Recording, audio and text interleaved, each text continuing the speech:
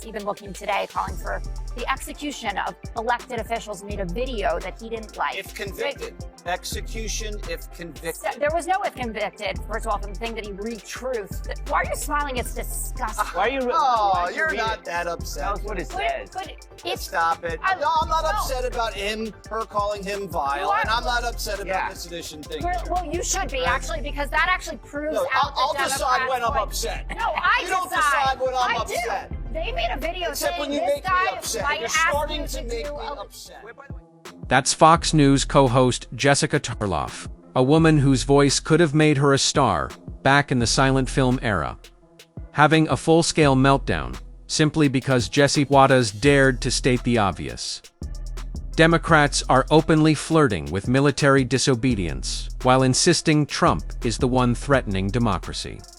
It's the same old playbook: create chaos, play the victim, and accuse Trump of the very things they're doing themselves. Welcome to Nurk News. I'm Nurkish, and today, the Democrats are once again projecting their own fantasies of sedition onto Trump while pretending to be guardians of norms. Here's the pattern.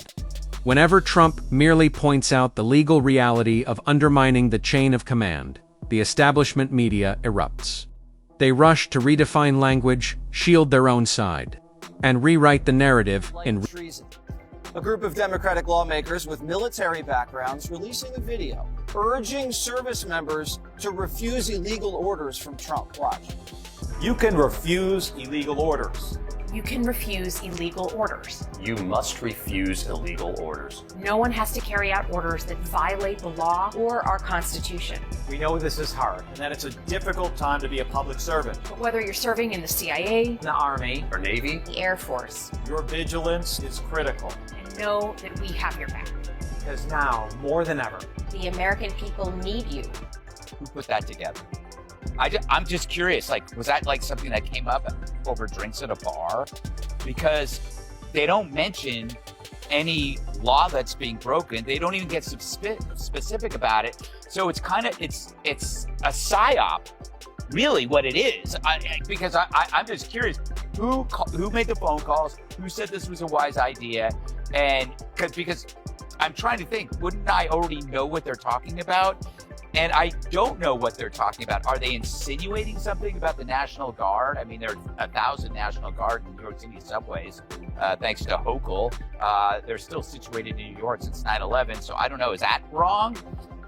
It sounds treasonous until they explain what it is. But the only way you can find it is some journalist has to call up each office and go, who organizes it? I think that you guys would agree with me as people who enjoy how gross Donald Trump is and how down in the dirt he gets, even looking today, calling for the execution of elected officials, made a video that he didn't like. They made a video saying this guy might ask you to do upset. Wait, by the way, Jessica, we did do this story yesterday, and we're not doing it right now.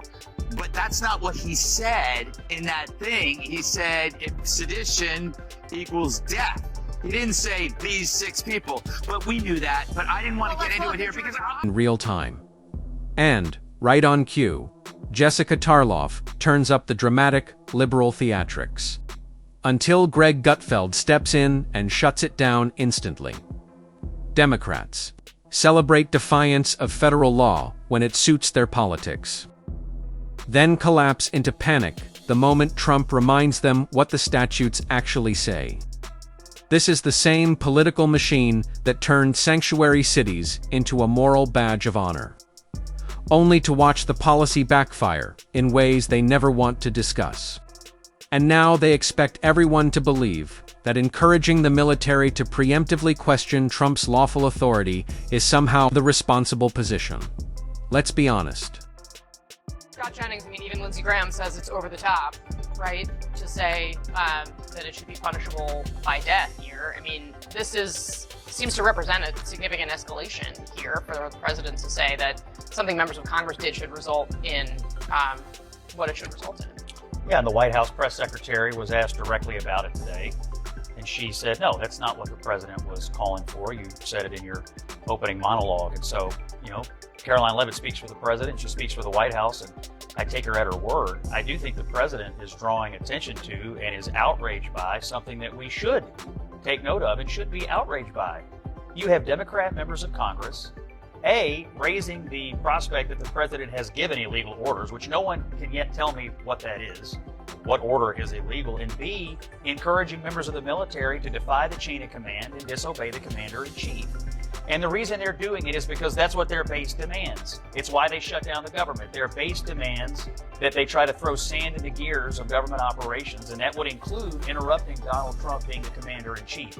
I think he has a right to be outraged about this. I'm glad Caroline said what she said at the podium, but I think the underlying issue here is very troubling, trying to encourage the military to defy the commander-in-chief. It goes to the core of their belief that Trump has never been a legitimate president. They believed it since 2016, and they obviously still believe it. Trump, pointing out the consequences of undermining military discipline, isn't extreme.